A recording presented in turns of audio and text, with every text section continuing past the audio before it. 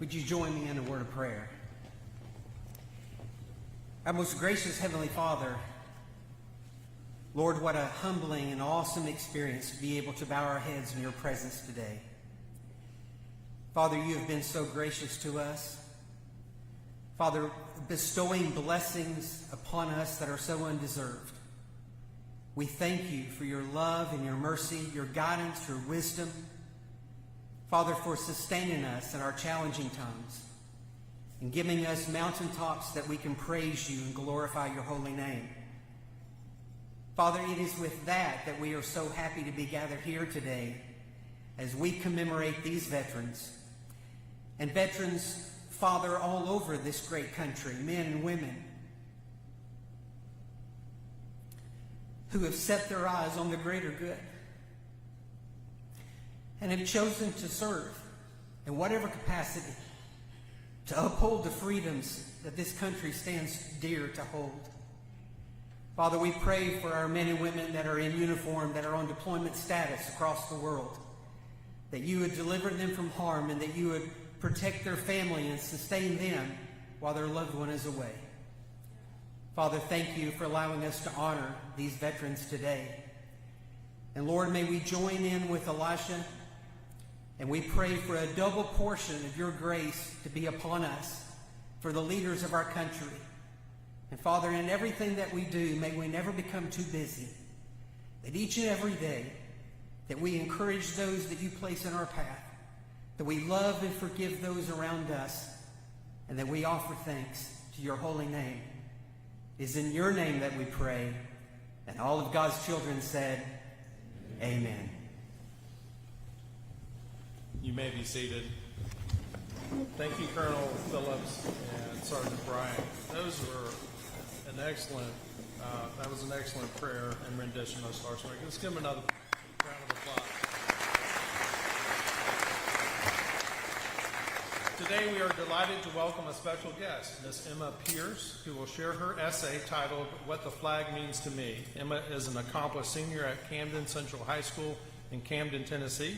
She holds several leadership roles, serving as the president of the Beta Club and the media team, and a member of the Distributive Education Clubs of America, treasurer of her class, secretary of the Student Council, and a member of the Fellowship of Christian Athletes. Upon graduating, Emma intends to further her education in business administration at college, and she's the daughter of Michael and Emily Pierce. Emma.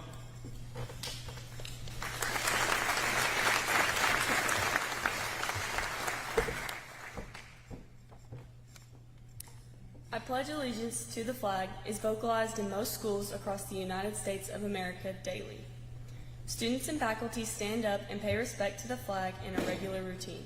However, the pledge and the American flag represent something much deeper. Veterans are honored every year, and it is easy to connect them to the flag and the pledge. But everyone should know exactly what they are saying and how important it is to honor the flag in remembrance of our veterans. To begin with, our pledge is a body of words brought together to show respect for people who have fought for our country and to vow loyalty to the United States of America. We say this in classrooms across the United States, but what do the lines really mean? The opening sentence is quite self-explanatory. I pledge allegiance to the flag of the United States of America. This starts the oath and emphasizes what we are making a promise to. And to the republic for which it stands is the next line, and it means that the government, which is for the people and by the people, is also being pledged to. It is describing that we vow loyalty to this republic that makes the United States unique.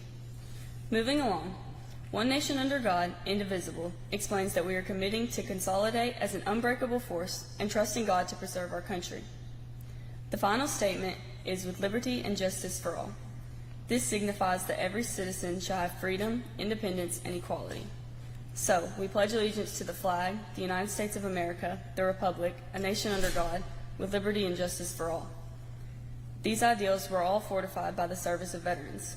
When reciting the pledge, I am reminded of all veterans and the sacrifices they have made for us to have the freedoms we do.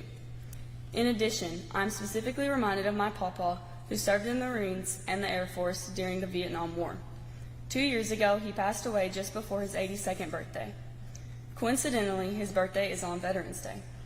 I remember his burial service at the Veterans Cemetery and how the soldiers folded the flag in his honor. In that moment, the flag meant more to me than it ever had. They handed it to my aunt and uncle, who were also veterans. Now, when I look at the American flag, I recall those moments and realize how much honor that flag holds and how much it means for those who have given so much for the United States of America. In essence, our flag and pledge of allegiance are symbols of our veterans and what they have done for our country. We honor them by pledging allegiance to our flag that represents values brought to us and protected by veterans. The personal sacrifices made by all veterans continue to ensure liberty and justice for all.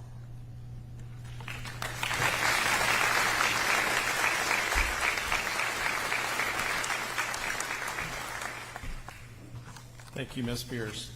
I'm honored to introduce Major General Warner Ross, the 77th Adjutant General of Tennessee and Commissioner of the Tennessee's Military Department, which includes the Tennessee Army National Guard, the Air National Guard, the Tennessee Emergency Management Agency, and the Tennessee State Guard. Please join me in welcoming Major General Ross.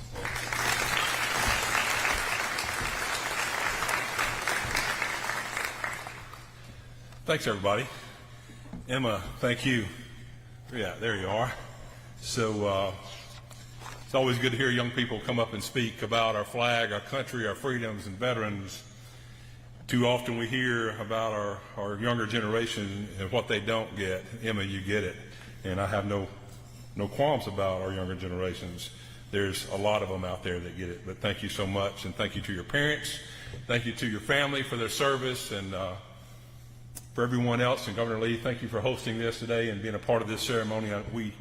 We deeply here at the Joint Force Headquarters understand your support and love for veterans and everything we do. To our awardees, our honorees today, we've got Navy, Air Force, Marines, Army, Mr. Baker, and my fellow commissioners, thanks for coming to our house. It's full of good people. This is our second time to host the event.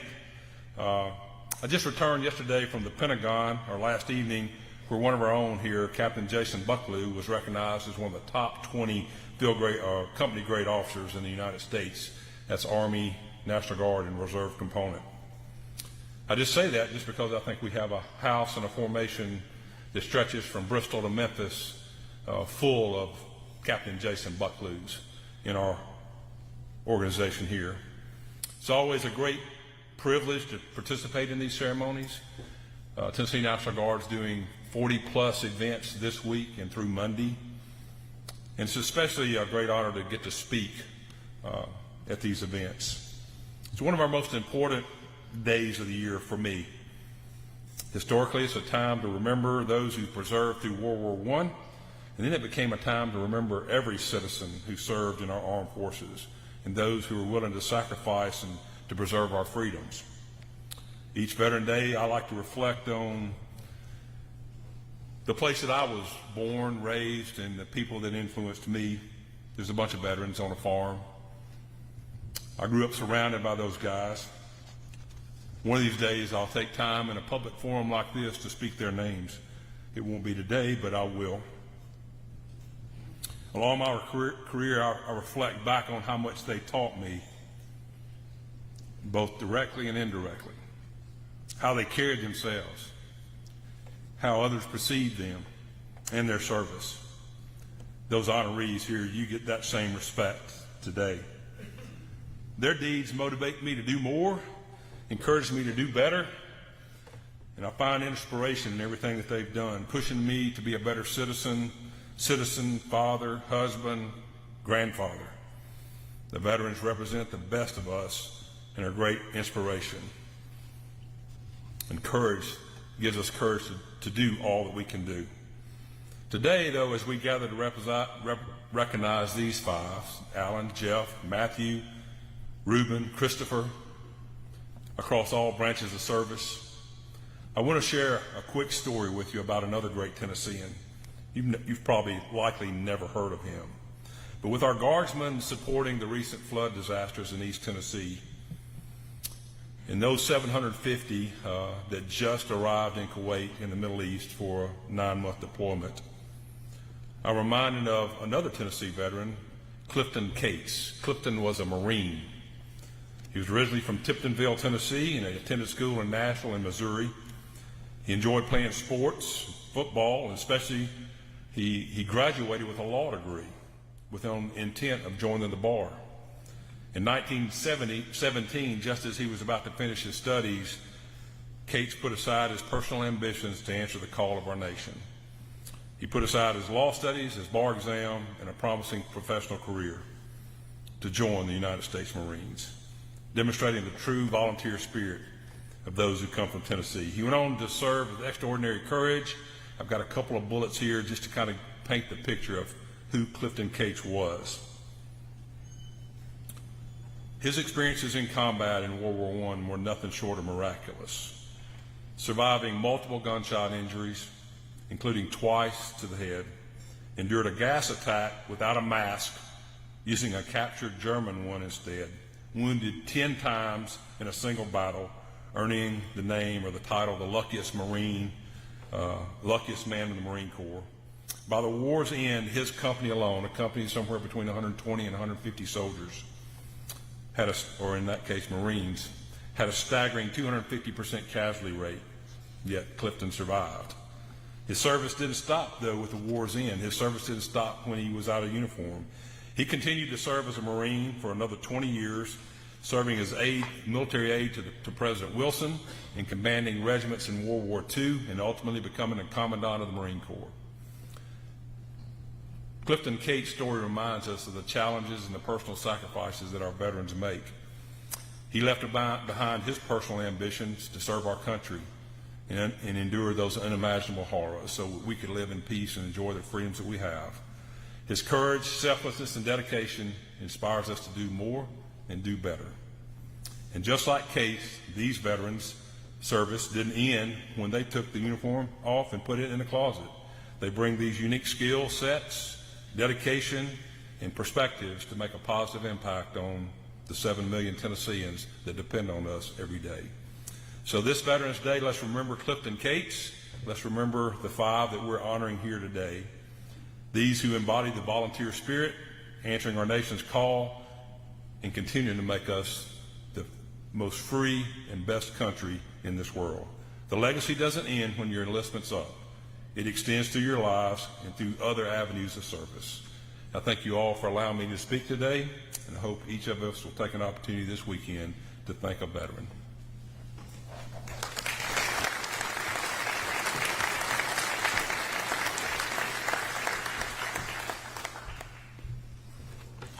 Thank you, General Ross. Next, I'd like to introduce Commissioner Tommy Baker, the Commissioner of the Tennessee Department of Veteran Services.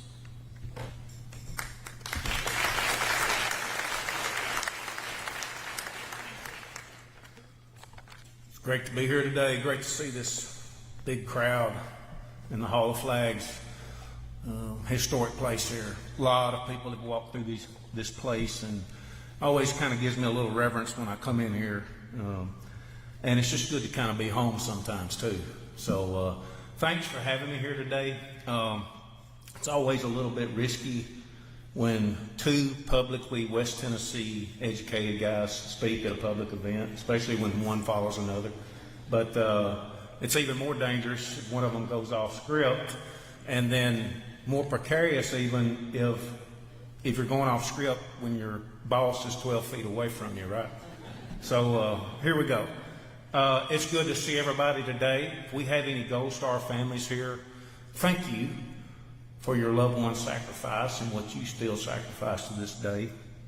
Our veterans, both those who still wear the uniform, continue to serve, and those who've taken it off, thank you for that service. And those families that sacrificed so much so that we could all wear that uniform, we couldn't have done it without you. Thank you as well. So there's one other group here I have to recognize today, because in my previous life, I didn't have much exposure to these folks, but the last 4 years it gave me a chance to really come to know the Tennessee State Veterans Homes. And we have part of their folks here with us today from Murfreesboro. Would y'all please give them a hand?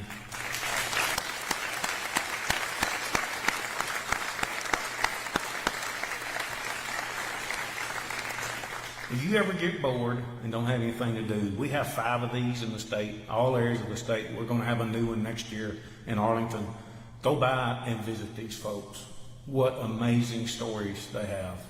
And I would just encourage you. They'd love to see you, and you'll get something out of it, I guarantee it. So, the late Arthur Ashe, a world-renowned tennis player, once said that true heroism is remarkably sober and very undramatic. It's not the urge to surpass all others at whatever cost, but it's the urge to serve others at whatever's cost. And when you think about veterans and why they serve, it's kind of the epitome that would describe most 99% of the veterans I've ever met. And it's all the things you hear. It's the selfless service. It's the being part of a team, being part of something much bigger than yourself. It's a humbling thing to realize you're wearing something that represents an entire nation, that has global influence, not just regional influence, but global influence. And to be able to share in that camaraderie, that many times when you take that uniform off, you don't find that everywhere you go. When you suffer with people, you never forget them. You never forget those moments. And then there's that challenge. Now, I don't care what you've done in life. One of your proudest days was the day, for me, when I put on my khakis, for you, whatever branch you served in, and you walked across that stage and graduated from whatever service you went into. That basic combat training, that advanced individual training, they challenged you in a way. I don't care how you was raised, they took it to the next level, right? And after that 3, 4, 5 month period, you realized, hey, I've done something here. And it represents something now that is even more desirable in our society than it was back 50, 60 years ago. And that's just that ability to be counted upon and to know that if you ask someone to do something, if they've got a background as a veteran, it's probably going to get done, and it's going to get done the right way. In my role as the Department of Veteran Services Commissioner, I have got to expand that family I had for 41 years in the Guard. And it's been quite, just humbling to meet folks from other branches of service I've never met before. One man I met a couple of years ago, and I got to sit down and talk with him, was a guy named Bill Robinson. Some of you probably know Bill Robinson. He lives in Lenore City now. He grew up in the western Carolina mountains. Was like many of us, was influenced by father, grandfather, joined the Air Force right out of high school, and was just a helicopter mechanic until one day in the jungles of Vietnam, his helicopter was shot down, 4 crewmen. They all survived the crash. But just a few hours later, Bill Robinson was taken captive. And he is now still the longest held enlisted captive in U.S. military history. There's a book, if you want to get into the granular level details, but just a few points of perspective. He had a 16-inch wood bed that was 4.5 foot long that he slept on for nearly 8 years. His family got a telegram right after it happened, basically said, hey, he's been taken captive, and, that's all they knew. And so he said he had a 3-day plan. The day he got shot down, each day that he was in that captivity, and then tomorrow he was going home. It just seemed to take 8 years for that to happen, or just about 8 years. So when you think about Bill Robinson and the kind of sacrifice that he went through and the kind of physical and psychological torture, he said his meals most days were grass that was boiled in a pot, and they called it vegetables. Average weight loss was anywhere from 50 to 70 pounds. And if you've ever seen Bill Robinson, he's about 6'2", and he's a pretty good sized guy. I'm sure sleeping on a 4.5 foot wood bed wasn't very comfortable either, but he's not bitter. He's not bitter at all. In fact, his mission in life is to go around and make sure that his generation and the way they were treated when they came home never happens again.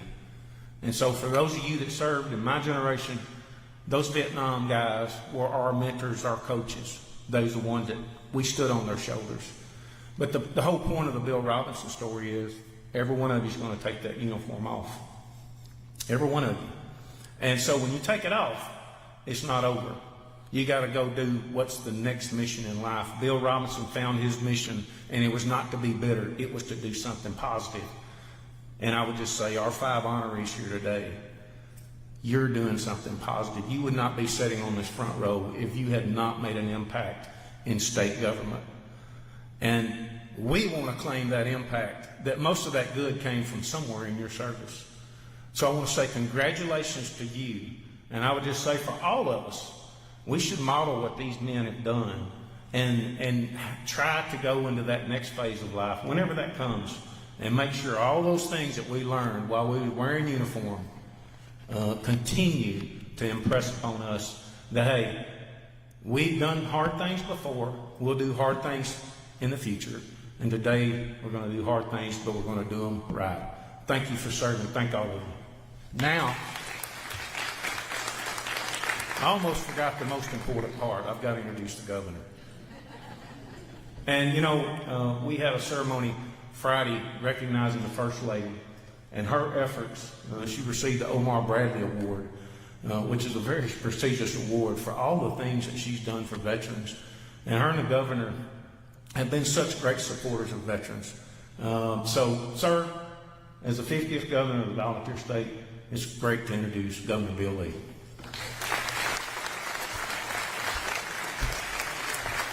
Thank you, sir. Thank you. Thank you. Thank you, Tommy. Joe Ross. Thanks for mentioning Maria, who can't be here today. She can't be here today, but she would tell you, if she could, that she appreciates veterans maybe more than her husband does. She's the one that's always reminding me of why and what and how we should consider not just this upcoming day and this celebration we have, but every day, how we should be reminded that how we live, where we live, the freedoms, the privileges, the rights, the remarkable life that is ours in this country would be impossible were it not for those of you who have served. So thank you for letting me even have a part of this ceremony. I am not a veteran. I am one of the men and women in this country who are grateful that men and women like those of you who have served in the armed forces made the decision to sacrifice, as it were, to serve, to whatever role you played as part of defending and protecting this country. I'm one of the beneficiaries of that. Myself and hundreds of millions of Americans, and we've been mindful even in the last 3 or 4 days as we had a presidential election. We'll have transfer of power. We have this remarkable government of 3 separate branches of government that have separation of powers, and the brilliance that the Founding Fathers had, the brilliance that came together when they created this experiment of a nation that has now become the greatest nation in the world and is a beacon of freedom and opportunity for people around the world. We've been particularly reminded of that in the last few days, and it's so fitting that we go into the Veterans Day celebration and weekend, because none of it would be possible were it not for you who have made the decision to serve. It's a great opportunity for us as a society to come together and be reminded. Emma, young people like you do give old guys like me hope. I think hope in the next generation, hope for the direction that our country will go, hope that our nation continues to be formed into a more perfect union as the American people continue to move this country forward. And I find great hope in standing before veterans, honoring veterans, remembering veterans. I find great hope in that because I am confident that, and I would say this primarily because of the personal relationships that I have with men and women who have served. Like I said, I haven't served, but now I'm alongside and work together with many people who serve. Some of them are with me 24/7. Knowing those men and women and what makes them up and how they serve in their roles today, I have great hope and great confidence that this country will continue to be sustained, because there will continue to be hearts that are intent on fighting for the very freedoms that we and only we in America enjoy. And we have a deep debt of gratitude for those who have made that possible. So I join with every one of you in celebrating. And I'll add too that the award recipients today, when I came into state government, I had no idea what to expect. I had no idea about a lot of things when I took this job, but I had no idea what to expect with the co-workers that I would be working with every single day in these departments that are represented by these commissioners here. I came from the private sector. I had a very, very focused intent on creating an environment in the private sector that was a great place to work and that had an attitude of success. No idea what it would be like when I came into state government. Incredibly, not surprised, but an incredibly great feeling I had when I came here and began to interact with multiple departments across state government. What I found was an enthusiastic, a passionate, a culture of service that exists in state government like I'd never experienced before. The men and women that are co-workers with me, that work alongside of us, are inspiring. And when you take men and women that have been in service through the armed services, through armed forces, and have served this country that way, and then turn around and decide to be servants to the people through their efforts in state government, you have a combination that is very unique. And certainly these have risen to the top and are being recognized for their great service. They make me very proud to be a part of a team that is serving the people of this great state. There are 7 million people in Tennessee who hope that we will keep our eyes headed in the right direction. They're hoping that we will forget the rhetoric and the divisiveness and the toxicity that can be so prevalent in our society today, and they're hoping that we are mindful of them. And I do know that these men that are going to be awarded here today are doing just that. There's 7 million people that are grateful for public servants like them, including myself. So thank you for giving me the opportunity. Let's give awards.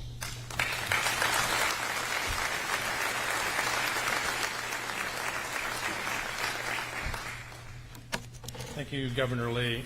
At this time, we want to recognize our veteran state employees. I would first off like to introduce the state leaders introducing this year's honorees. Each commissioner and appointing authority could nominate 1 veteran state employee. From those nominees, we chose 5 honorees who displayed the exemplary and transformational contributions to the state of Tennessee. First off, to my right, Tennessee Department of Health, Commissioner Ralph Alvarado. Tennessee Department of Revenue, Commissioner David Giragano. We have Tennessee Department of Environment and Conservation, Commissioner David Sawyers. We have the Tennessee Alcoholic Beverage Commissioner, Executive Director Russell Thomas. Tennessee Department of Corrections, Commissioner Frank Strada. As each commissioner comes up and presents their honoree, once they finish their remarks, the governor, General Ross, and Commissioner Baker will move to the center along with the commissioner honoring their honoree, and they will present the award. First off, we'll begin with Commissioner Alvarado.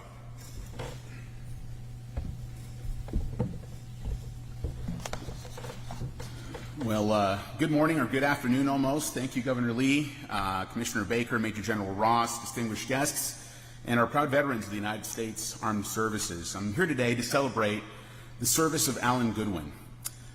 President Roosevelt in his famous Citizenship in a Republic speech in Paris in 1920 said, "A cynical habit of thought and speech, a readiness to criticize work which the critic himself never tries to perform, an intellectual aloofness which will not accept contact with life's realities, all these are marks not of superiority, but of weakness. And it is not the critic who counts, not the man who points out how the strong man stumbles or where the doer of deeds could have done them better. The credit belongs to the man who is actually in the arena, whose face is marred by dust and sweat and blood, who strives valiantly, who errs, who comes short again and again, because there is no effort without error and shortcoming, but who does actually strive to do the deeds, who knows the great enthusiasms, the great devotions, who spends himself in a worthy cause, who at the best knows in the end the triumph of high achievement, and who at the worst, if he fails, at least fails while daring greatly, so that his place shall never be with those who, could and timid souls who neither know victory nor defeat." Mr. Alan Goodwin is a man in the arena, and having stepped up to lead the department's largest and most public-facing division at the height of the COVID-19 pandemic, Mr. Goodwin ably led our statewide staff through an extremely difficult period, displaying courage and sound judgment while displaying his excellent skills in management, operations coordination, communication, and logistics. This impacted not just the department, but the work of other state agencies and the lives of communities from Memphis to Mountain City. Post-pandemic, Mr. Goodwin has managed a statewide workforce of over 2,000 unique individuals. Clinical services at 56 primary care sites have improved in efficiency, volume, and quality significantly under his leadership. Dental services have expanded to include new complex services for adult patients, and he's reopening several dental clinics that have been closed for years. A new electronic health record is being piloted tested this month, and this has been a huge multi-million-dollar project which will markedly increase the efficiency of clinical operations, record keeping, data retrieval, and billing. And he's also overseen the introduction of telehealth services statewide and the recent launch of a clinical e-consult program to increase access to specialty services for our patients. Recently, he worked closely with partner agencies to provide mental health services in several county pilot sites, which plans to expand soon. Mr. Goodwin oversees a budget of several $1 million, and his experience as a CFO in community medical centers has allowed him to maximize local services under tight budgetary constraints. Vacant staff positions have decreased markedly, and he's put great effort into promoting field staff morale.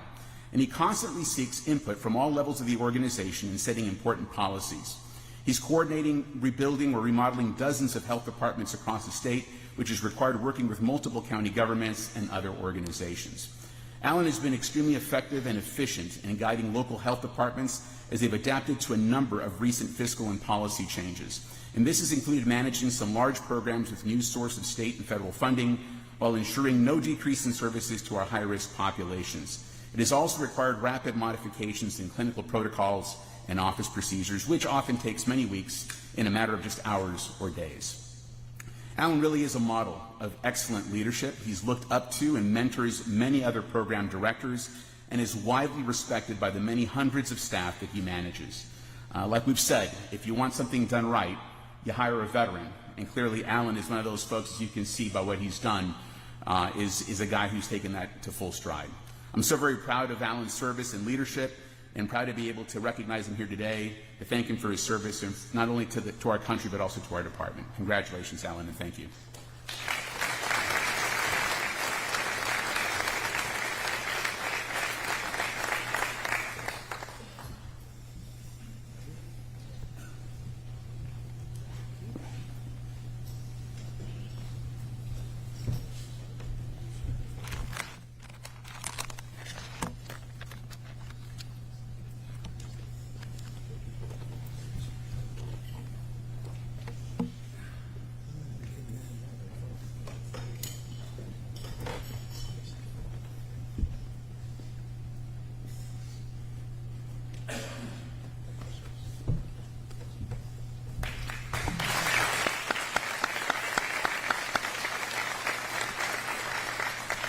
Next will be Commissioner Geragano.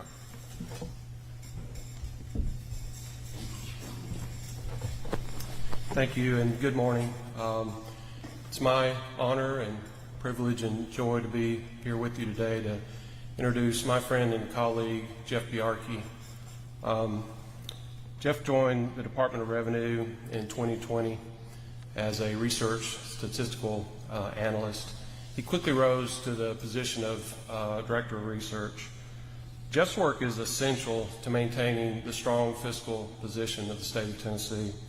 Each year he generates tax revenue estimates that he presents to the State Funding Board. In fact, he did that just 3 days ago. And those estimates are critical to the development of the state's annual budget. He's also an essential part of the Revenue's legislative team, leading a team of research analysts in generating fiscal estimates that impact the numerous bills affecting our operations and tax collections.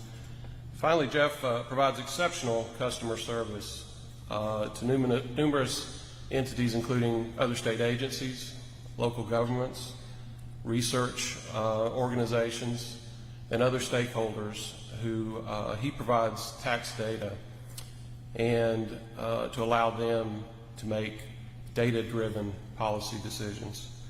We certainly couldn't do what we do without Jeff's help. We are proud and honored to have Jeff as a member of the Department of Revenue team. And I just want to congratulate you, Jeff, on this honor, and thank you for the opportunity to be here today.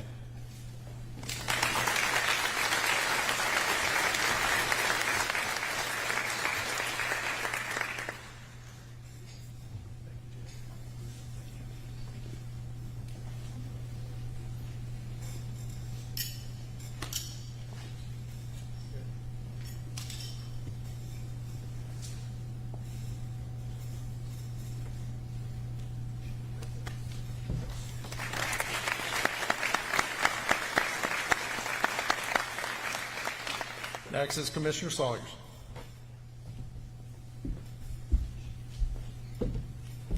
Thank you, Michael.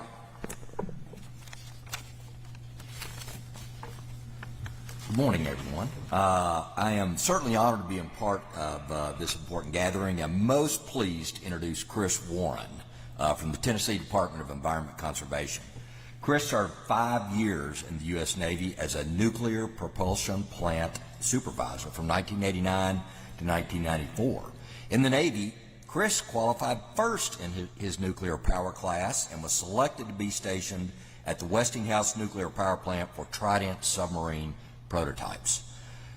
As chairman of Governor Lee's Tennessee Nuclear Energy Advisory Council, I've learned a lot about nuclear technology, history, and emerging opportunities over the past year, and I've gained an appreciation for the U.S. Navy's nuclear program. During seasons when our nation lost emphasis on the importance of nuclear technology